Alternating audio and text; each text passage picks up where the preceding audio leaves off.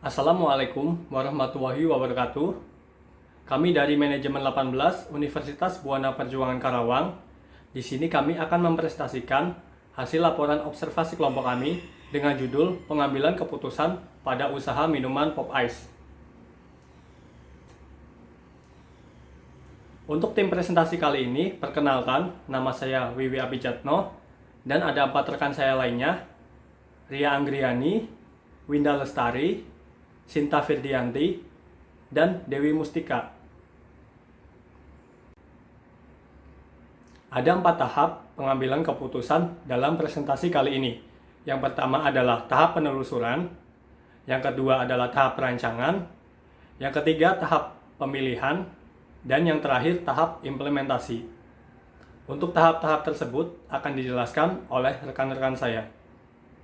Assalamualaikum warahmatullahi wabarakatuh, teman-teman. Perkenalkan, nama saya Dewi Mustika Rajab.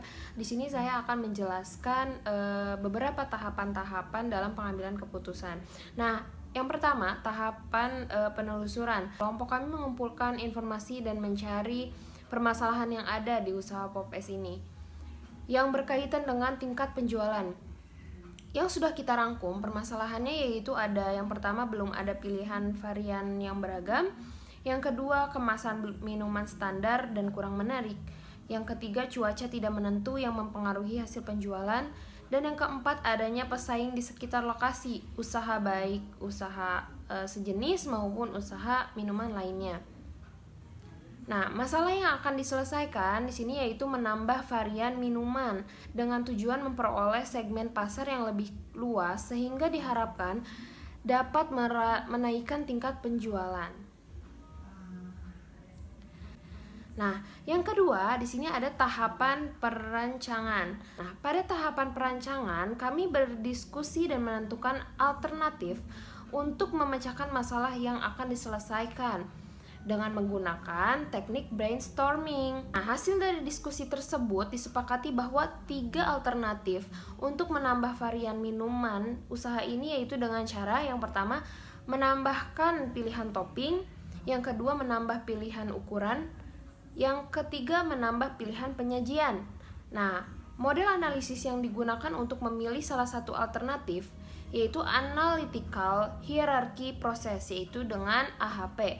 Alasannya adalah karena belum ada data yang bisa dianalisis untuk memilih alternatif di atas. Nah, untuk yang ketiga, tahapan yang ketiga yaitu tahap pemilihan, di mana di sini ada tahapan metode AHP. Yang pertama mengidentifikasi masalah, yang kedua membuat pairwise comparative judgment metric, yang ketiga menghitung CR atau consistence ratio, dan yang keempat dekomposisi masalah dengan menyusun struktur hierarki. Dan yang kelima, sintesis prioritas, dan yang terakhir, kesimpulan. Di sini saya akan melanjutkan tentang penjelasan sebelumnya. Saya menjelaskan tentang dekomposisi menyusun struktur hierarki. Ada 3 tingkat dalam menyusun dekomposisi struktur hierarki. Yang pertama adalah kita harus menentukan goals yang akan dicapai. Di sini tujuan yang kita tentukan adalah menentukan varian produk. Yang kedua, kriteria apa saja sih yang kita tentukan dalam mencapai sebuah tujuan itu. Yang pertama ada biaya rendah, yang kedua ada suplai bahan baku, yang ketiga ada tren. Tingkat ketiga adalah alternatif. Alternatif solusi apa sih yang kita pilih untuk kriteria-kriteria yang telah ditentukan? Yang pertama ada varian topping, yang kedua ada varian ukuran, dan yang ketiga ada varian penyajian. Selanjutnya kita akan membuat matriks perbandingan. Sebelum melakukan perbandingan antara kriteria dan alternatif, ada beberapa nilai yang bisa kita pakai, yaitu nilai 1 sampai dengan 9, di mana nilai ganjil itu lebih signifikan ke penting. Bobot 1 itu artinya kedua elemen sama-sama penting. Bobot 3 itu satu elemen sedikit lebih penting dibandingkan elemen yang lainnya. Bobot 5 itu satu elemen lebih penting dibandingkan elemen lainnya. bobot 7 itu satu elemen lebih mutlak penting dibandingkan dengan elemen yang lainnya, dan bobot 9 itu satu elemen mutlak penting dibandingkan dengan elemen yang lainnya, artinya tidak dapat digantikan. Nah, selanjutnya kita akan membuat matriksnya. Ada 3 matriks yang akan kita buat. Yang pertama matriks varian biaya rendah, yang kedua ada matriks suplai bahan baku, dan yang ketiga ada matriks varian tren. Nah, kita pertama akan membuat tentang matriks varian biaya rendah. Bagaimana sih cara mengisi matriks-matriks ini? Nah, A, B, dan C. Untuk A itu varian topping, B itu varian ukuran, dan yang C itu ada varian penyajian. Untuk varian topping dan varian topping kita bisa isi dengan tingkat kepentingan 1. Untuk varian ukuran dengan varian ukuran kita juga isi 1, dan yang varian penyajian dengan penyajian kita juga dapat mengisinya dengan angka 1. Nah, selanjutnya kita mengisinya itu dengan membaca kolom dan baris. Yang kedua itu ada varian ukuran, itu lebih penting mana sih sama varian topping. Di sini kelompok kita menentukan varian ukuran itu lebih penting dibandingkan dengan varian topping. Jadi di sini kita kasih nilai 3, dan di sininya kita kasih nilai 1/3. Selanjutnya varian penyajian dengan varian topping lebih penting mana sih? Kelompok kami memilih varian penyajian lebih penting dibandingkan topping. Jadi di sini kita kasih angka 5, dan di sini kita kasih angka 1/5. Nah, untuk matrik-matrik yang selanjutnya kita bisa isi dengan cara yang sama seperti tadi, yaitu dengan melihat nilai kepentingannya. Langkah selanjutnya setelah kita membuat matriks adalah matriks yang sudah dibuat harus dinormalisasikan. Bagaimana sih cara menormalisasikan matriks?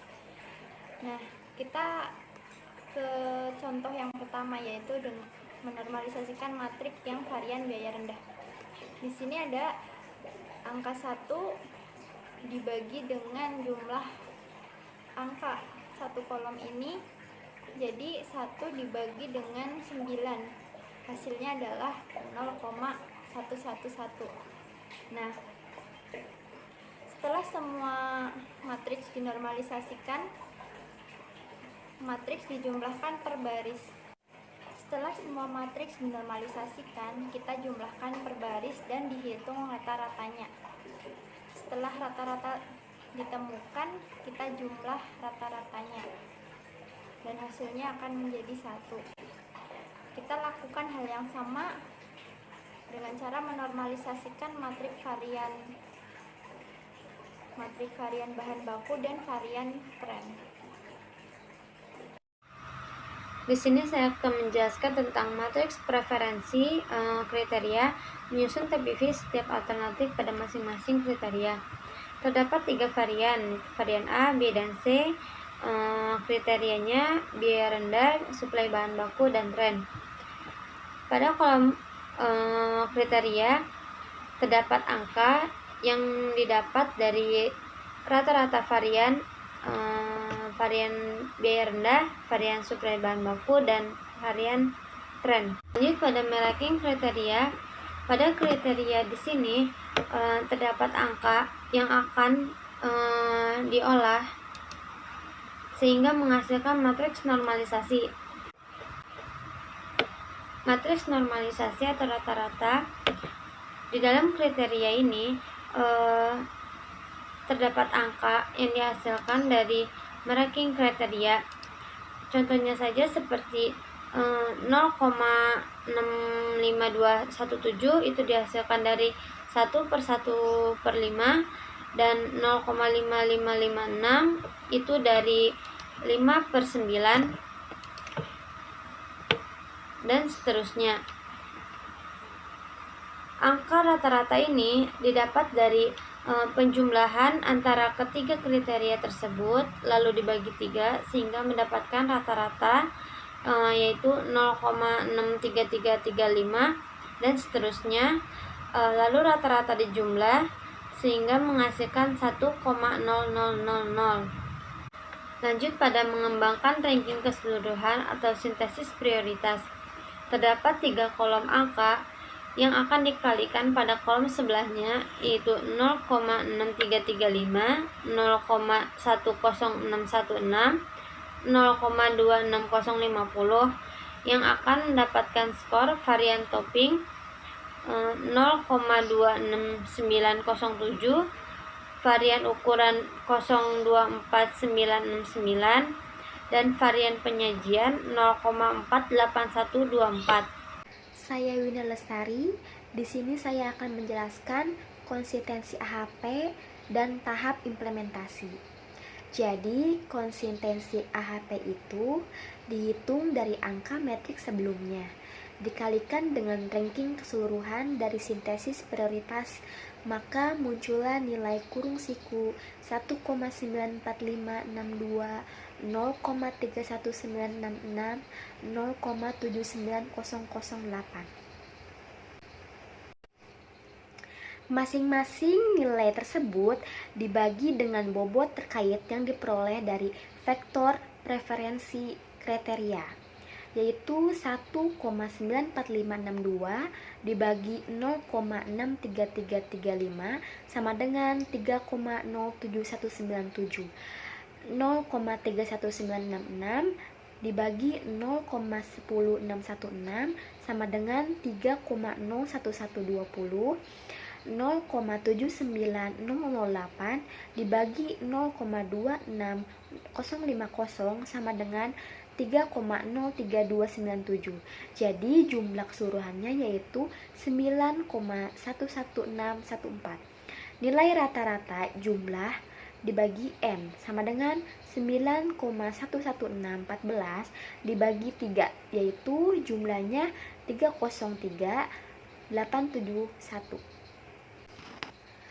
Indeks konsistens yaitu rumusnya I sama dengan CI sama dengan rata-rata diambil R per N-1 sama dengan 3,03871 diambil 3 per 3-1.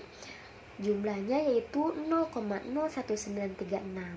Karena nilai CI lebih besar daripada 0, harus dilihat kembali pada rasio CI dengan RI atau random index. CI dibagi RI sama dengan 0,01936 dibagi 0,58 sama dengan 0,03337 atau 3,3%. Jadi kesimpulannya yaitu alternatif C varian penyajian mendapatkan skor paling tinggi, yaitu 0,48124 dibandingkan dengan dua alternatif lainnya. Jadi nilai CI dibagi RI sama dengan 0,03337 lebih kecil atau sama dengan 0,10. Artinya tingkat konsistensi adalah sangat memuaskan. Hasil analisis AHP pada kasus ini ampuh dalam pengambilan keputusan. Yang terakhir saya akan menjelaskan tahap implementasi. Berdasarkan hasil analisis AHP pada tahap sebelumnya, maka untuk meningkatkan penjualan usaha minuman pop ice dilakukan penambahan varian penyajian minuman. Yang sebelumnya hanya minuman dingin, kini tersedia minuman pop ice panas atau hangat. Untuk varian minuman panas atau hangat ini akan disajikan dengan menggunakan gelas karton dan dengan harga yang sama dengan minuman dingin. Sekian presentasi dari kelompok kami. Apabila ada kata yang kurang berkenan, kami mohon maaf. Terima kasih telah menyaksikan video ini. Wassalamualaikum warahmatullahi wabarakatuh.